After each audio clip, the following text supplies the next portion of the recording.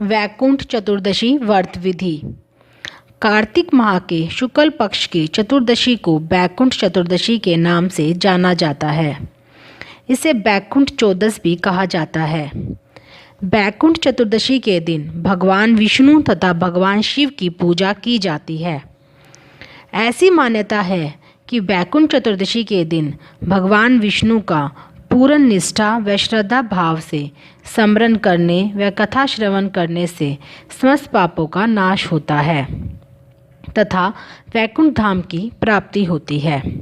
इस दिन स्नानादि से निवृत्त होकर व्रत करना चाहिए। वैकुंठ चतुर्दशी के दिन व्रत का पालन कर तारों की छाँव में सरोवर, नदी इत्यादि के तट पर 14 दीपक जलाने चाहिए। वैकुंठ अधिपति भगवान विष्णु को स्नान कराकर विधि विधान से उनकी धूप, दीप, चंदन तथा पुष्पों से पूजा अर्चना और आरती करनी चाहिए। तत्पश्चात उन्हें तुलसी पत्र अर्पित करते हुए भोग लगाना चाहिए। इस दिन भगवद गीता व श्री सूक्त का पाठ किया जाता है। मान्यता है कि कमल के पुष्प भगवान विष्णु को अति प्रिय है। शास्त्रों के अनुसार जो भक्त वैकुंठ चतुर्दशी के दिन 1000 कमल के पुष्पों से भगवान श्री हरि विष्णु का पूजन कर भगवान शिव की पूजा करते हैं, वो भव बंधनों से मुक्त होकर वैकुंठ धाम को प्राप्त करते हैं। इस दिन भगवान के भोग में खिचड़ी बनाते हैं और घी व आम का अचार रख कर भोग लगाकर फिर खुद भी इसी को प्रसाद रूप में खाते हैं। वैकुंठ चतुर्दशी व्रत कथा। एक बार की बात है कि नारद जी पृथ्वी लोक से घूमकर वैकुंठ धाम पहुँचते हैं। भगवान विष्णु उन्हें आदर पूर्वक बिठाते हैं और प्रसन्न होकर उनके आने का कारण पूछते हैं। नारद जी कहते हैं कि प्रभु, आपने अपना नाम कृपा निधान रखा है, इससे आपके जो प्रिय भक्त हैं वहीं तर पाते हैं। जो सामान्य नर नारी है वह वंचित रह जाते हैं। इसलिए आप मुझे कोई ऐसा सरल मार्ग बताएं जिसके सामान्य भक्त भी अपनी भक्ति कर मुक्ति पा सके। यह सुनकर विष्णु जी बोले, हे नारद, मेरी बात सुनो। कार्तिक शुक्ल पक्ष की चतुर्दशी को जो नर नारी व्रत का पालन करेंगे और श्रद्धा भक्ति से मेरी पूजा करेंगे, उनके लिए स्वर्ग के द्वार साक्षात खुले होंगे। इसके बाद विष्णु जी जय विजय को बुलाते हैं और उन्हें कार्तिक चतुर्दशी को स्वर्ग के द्वार खुला रखने का आदेश देते हैं। भगवान विष्णु कहते हैं कि इस दिन जो भी भक्त मेरा थोड़ा सा भी नाम लेकर पूजन करेगा वह वैकुंठ धाम को प्राप्त होगा। कार्तिक शुक्ल चतुर्दशी भगवान विष्णु तथा शिव जी के ऐक्य का प्रतीक है। प्राचीन मतानुसार एक बार विष्णु जी काशी में शिव भगवान को 1000 स्वर्ण कमल के पुष्प चढ़ाने का संकल्प करते हैं।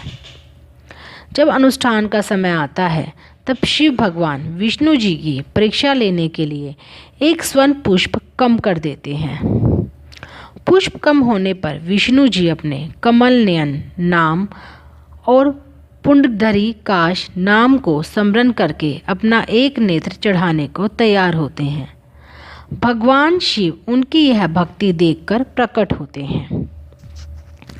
वह भगवान शिव का हाथ पकड़ लेते हैं और कहते हैं कि तुम्हारे स्वरूप वाली कार्तिक मास की इस शुक्ल पक्ष की चतुर्दशी वैकुंठ चौदस के नाम से जानी जाएगी। भगवान शिव इसी वैकुंठ चतुर्दशी को करोड़ों सूर्यों की कांति के समान वाला सुदर्शन चक्र विष्णु जी को प्रदान करते हैं। इस दिन स्वर्ग के द्वार खुले रहते हैं। वैकुंठ चतुर्दशी का महत्व। हर साल एक दिन ऐसा होता है जब स्वर्ग का द्वार बंद नहीं होता है। इस दिन शरीर का त्याग करने वाले को स्वर्ग में स्थान मिलता है। जो व्यक्ति इस दिन व्रत करके भगवान शिव और विष्णु की पूजा करते हैं, उनके सभी पाप कट जाते हैं और जीवात्मा को वैकुंठ में स्थान प्राप्त होता है। यह खास दिन है कार्तिक मास की शुक्ल पक्ष की चतुर्दशी। शास्त्रों में वर्णित कथाओं के अनुसार भगवान शिव ने इसी दिन भगवान विष्णु को सुदर्शन चक्र प्रदान किया था। कार्तिक शुक्ल चतुर्दशी के दिन परम ब्रह्म भगवान शिव और विष्णु एकाकार रूप में रहते हैं। मान्यता है कि जो व्यक्ति इस दिन 1000 कमल पुष्पों से भगवान विष्णु की पूजा करता है वह अपने कुल परिवार के साथ वैकुंठ में स्थान प्राप्त करता है। महाभारत युद्ध के समय भगवान श्री कृष्ण ने कार्तिक शुक्ल चतुर्दशी के दिन ही मृतक व्यक्तियों की आत्मा की शांति के लिए श्राद्ध तर्पण की व्यवस्था की थी। इसलिए शास्त्रों में इस दिन श्राद्ध तर्पण करने का भी बड़ा महत्व बताया गया है। सामान्य जन के लिए वैकुंठ पुण्य, सुख और शांति का लोक है और ऐसा माना जाता है कि यह लोक देवपुरुष, महात्मा, गुणी सज्जनों को सत्कर्मों से मिलता है। किंतु वास्तव में धर्म की नज़र से वैकुंठ का अर्थ गहरा है, जो आम व्यक्ति को भी रहने और जीने के सार्थक संदेश और प्रेरणा देता है। वैकुंठ धाम जगत पालक भगवान विष्णु का निवास स्थान है। भगवान विष्णु का धाम वैकुंठ बड़ा ही दिव्य है। वैकुंठ धाम चेतन है, स्वयं प्रकाशमान है। इसके अनेक नाम हैं: साकेत, गोलोक, परम धाम, परम स्थान, परम पद, परम व्योम, सनातन, आकाश, शाश्वत पद, ब्रह्मपुर। धार्मिक मान्यता है कि पृथ्वी लोक का सबसे बड़ा सुख वैकुंठ का निम्नतम सुख है। इससे हम सोच सकते हैं कि वैकुंठ धाम का सबसे बड़ा सुख कैसा होगा। इस तरह वैकुंठ परम सुख का धाम है। अध्यात्म की नज़र से वैकुंठ धाम मन की अवस्था है। वैकुंठ कोई स्थान न होकर आध्यात्मिक अनुभूति का धरातल है। जिसे वैकुंठ धाम जाना हो उसके लिए ज्ञान ही उम्मीद की किरण है, जिससे वह ईश्वर के स्वरूप से एकाकार हो सकता है। लेकिन जिसके भीतर परम ज्ञान है, भगवान के प्रति अन्य भक्ति है, वे ही वैकुंठ धाम पहुंच सकते हैं। वही मानवीय दृष्टि के लिए वैकुंठ के सार्थकता ढूंढे तो वैकुंठ का शाब्दिक अर्थ है जहाँ कुंडा ना हो।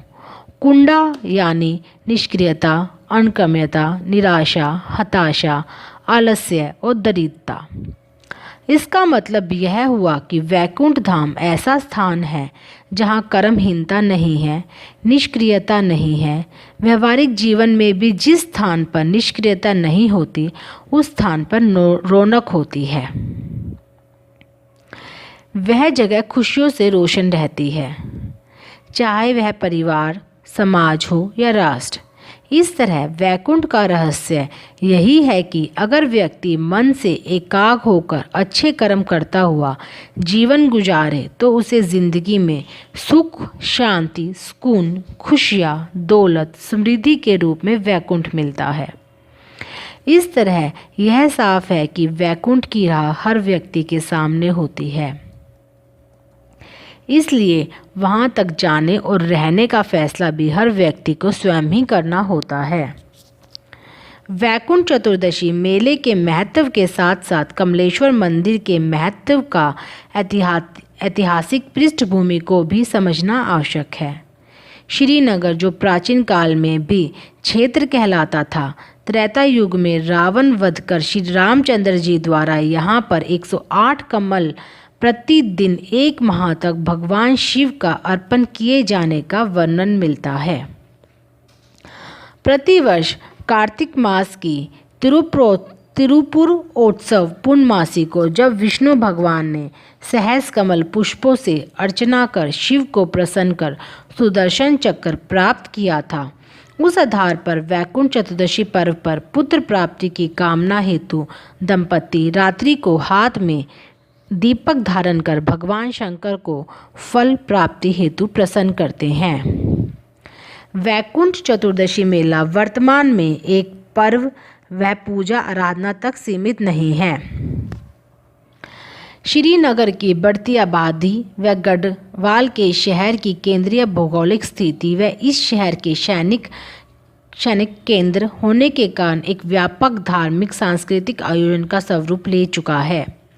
प्रतिवर्ष नगर पालिका परिषद श्रीनगर द्वारा वैकुंठ चतुर्दशी पर्व से लगभग 5-6 दिन तक व्यापक सांस्कृतिक कार्यक्रमों, खेलकूद प्रतियोगिताओं व स्थानीय संस्कृति पर आधारित सांस्कृतिक कार्यक्रमों का आयोजन किया जाता है।